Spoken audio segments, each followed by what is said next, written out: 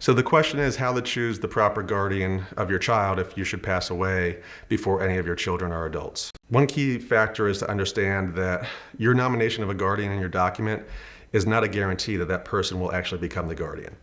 If you pass away and your child is not quite yet an adult, there will be a guardianship proceeding where the court will evaluate all factors and determine what is in the best interest of the child.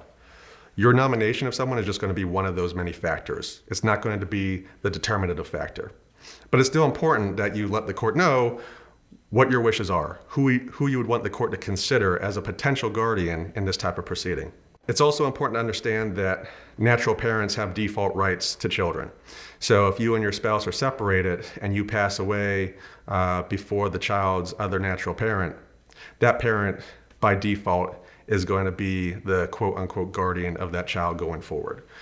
You can't choose someone else to take care of that child while a natural parent is still alive unless that parent's parental rights have been terminated, which is an extremely difficult process.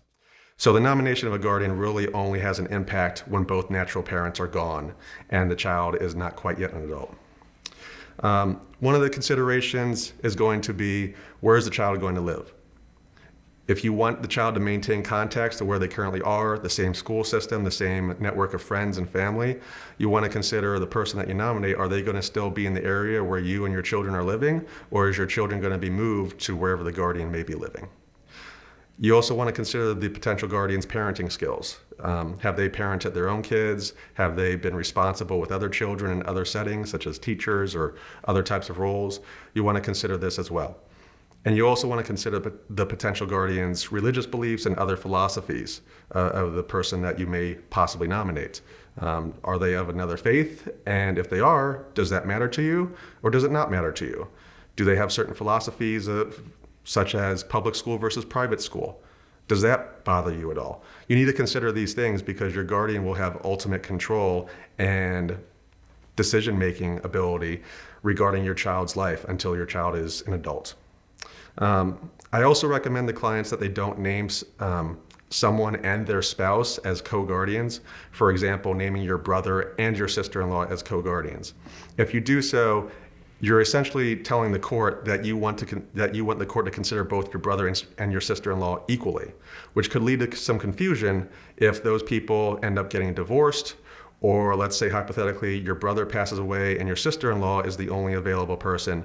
In that situation, do you really want your sister-in-law to be considered sole guardian, or did you want someone else to be considered?